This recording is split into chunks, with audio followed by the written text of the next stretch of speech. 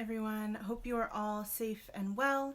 Today we are starting a new book, Strong Female Protagonist, and we're taking a look at issues 1 and 2 today. Strong Female Protagonist takes place in New York City in the 2010s. It is a world very similar to our own, but here superpowers are, well, not normal, but not totally unexpected. The scientific term for superpowers is biodynamic anomaly, and our protagonist Allison Green has a specific type called autonomic somadaimonism. In other words, she's really super strong and basically indestructible. In her teens, she fought supervillains as Mega Girl.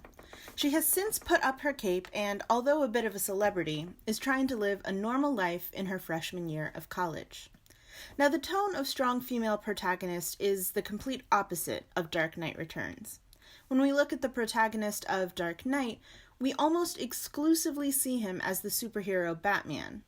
Aside from a few pages in the beginning and even fewer shorter scenes here and there, we never really get to see Bruce Wayne. Strong Female Protagonist goes the other way. Allison is Allison, period. And we learn early on that she is not a superhero. Not anymore. At this point in the class, I want us to transition to thinking about real people, normal people, as heroes. We got a little bit of this when we were looking at Battle of Algiers, but even that was a war, an exceptional set of circumstances. So rather than focus on the exceptional, the superhero Mega Girl, let's take a look at the normal college freshman, Allison Green. We first see her returning to college after winter break. She's gone from fighting giant robots to volunteering at a fire station and protesting at student demonstrations.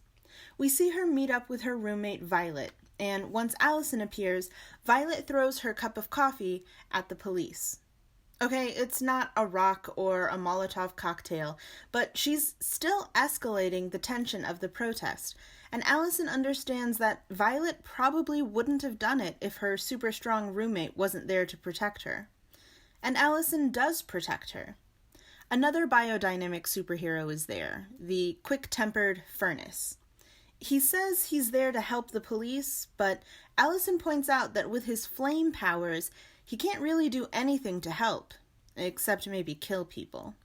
And Allison low-key threatens to beat him up in front of the cameras, so he leaves. There, roommate protected. But then Allison tells Violet not to take advantage of her super strength again. Normally this wouldn't be a big deal. Friends fight all the time.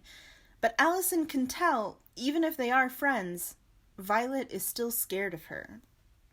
I think Allison is being very non-threatening here, barely showing any anger at all. But she's still holding back because she knows how scary she is. This is also the exact opposite approach of Batman, who is perhaps trying to be scarier than he is, because he is a mere human. So she puts on a nice face and apologizes in order to end the conflict. But really, nothing's been resolved. Violet hasn't acknowledged what she did wrong, just gives some vague excuse about being wrapped up in the movement. And Allison doesn't get a chance to fully explain her feelings about what happened. This is an innocuous, perfectly banal, boring, normal human interaction. But Allison has to experience it differently because of her powers. She can't even get into a fight with her roommate, a rite of passage for all human college freshmen, because she knows she's terrifying to normal people. And another thing about this interaction at the protest, we haven't really talked about glory much since Achilles in the Iliad or maybe Gawain in the Green Knight. So it seems like glory is much more important to our older heroes and older texts. But isn't it still relevant today? We might not call it glory per se, but Furnace definitely seems motivated by something like it. And then we have Violet, showing up to protests, maybe for the right reasons, but maybe just for cool points. And Allison, perhaps the most glorious superhero in America as Mega Girl. She has action figures and movies being made about her. She's given up on all that.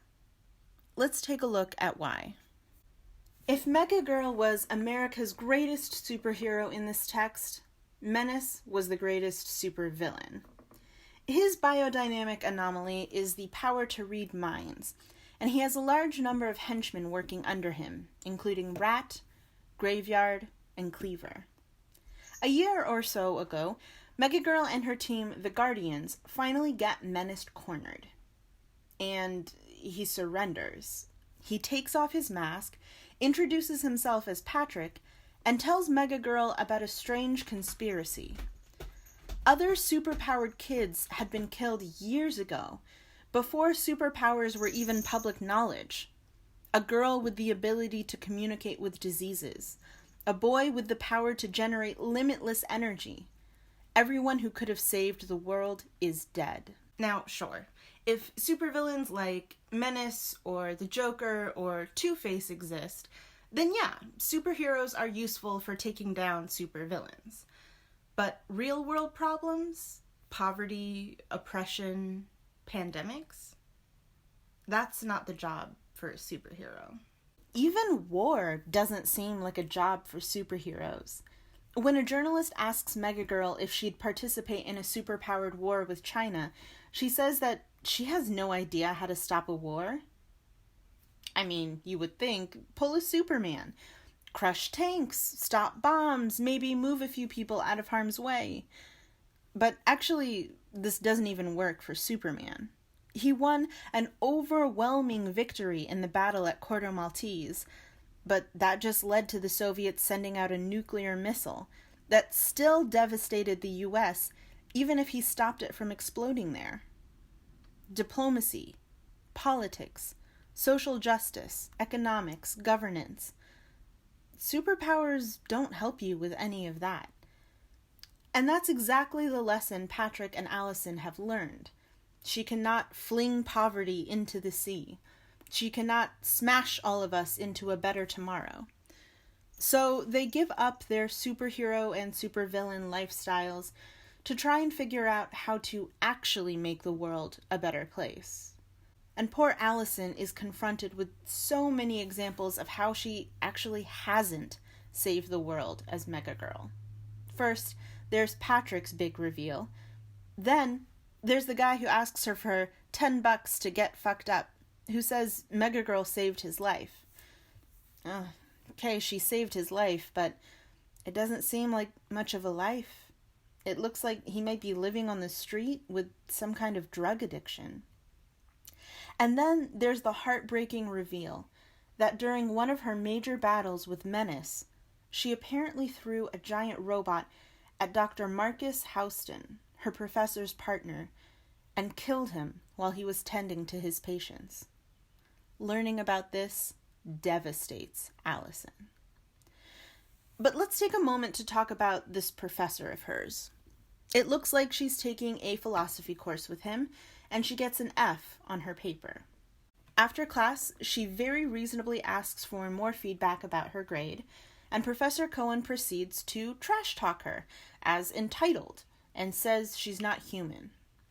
Okay, obviously this guy is a terrible professor. Whatever his political opinions are about superheroes, that shouldn't affect how he grades student papers. But when Allison, again, very reasonably, goes to her advisor for advice, the university responds by taking Cohen's prejudices and going right in the opposite direction with them. You would think the opposite of prejudice is a good thing, but this is actually very problematic. They fire him and just give her an automatic A. And that is, to use Allison's words, bullshit. That doesn't help her learn anything. And it sounds like the university officials are also afraid of Allison, that maybe she'd collapse a building in anger or something. I mean, I get it. I would also be afraid of someone who could kill me with one finger. But it's also a little insulting and infantilizing to assume that this 20-year-old young woman would throw a temper tantrum about a bad grade. Professor Cohen says Allison is not human. So what does it mean to be human? Recall the conversation we had about pre- and post-Enlightenment thinking. Before the Enlightenment, many societies were structured according to religion, and there was a sort of hierarchy that placed some people closer to God or divinity, and therefore above other people. Kings with divine right, or religious officials that would get special social privileges. After the Enlightenment, we now, in theory, organize our societies around rationality, and so now all humans are supposed to be equal, equally important with equal rights, and so on. But how can that equality exist if Allison is invincible? According to Cohen's logic, vulnerability and weakness and mortality are important shared traits among humans. Perhaps these things even define humanity.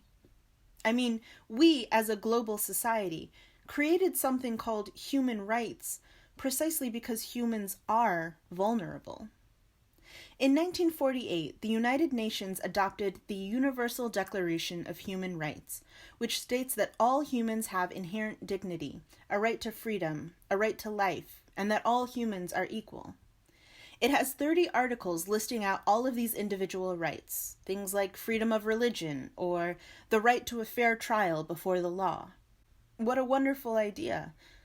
But what inspired 50-some countries to come together to create such a declaration? It was the 6 million deaths of the Holocaust during World War II. It's a little ironic that humanity only thought to come up with these rights after something so terrible happened.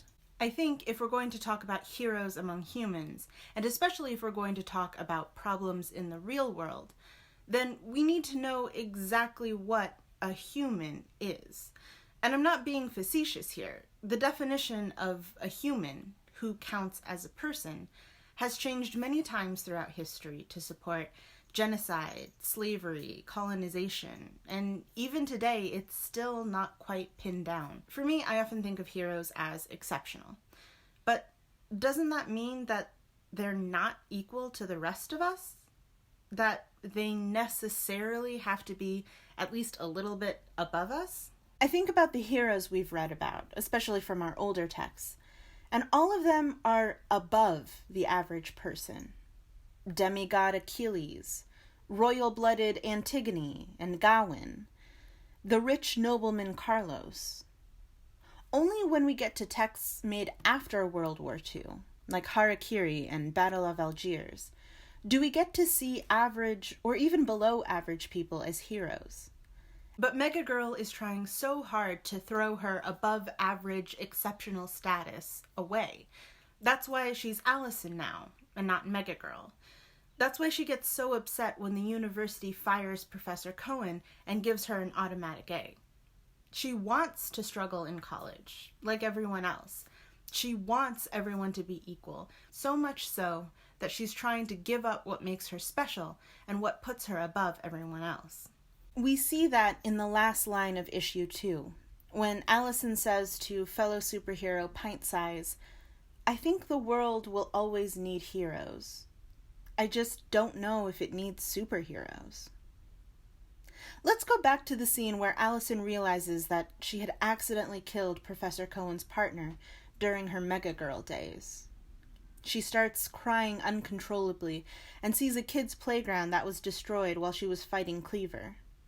She feels so guilty about the damage she's caused, to the playground, but also to Professor Cohen, that she tries to rebuild it in her depressive days.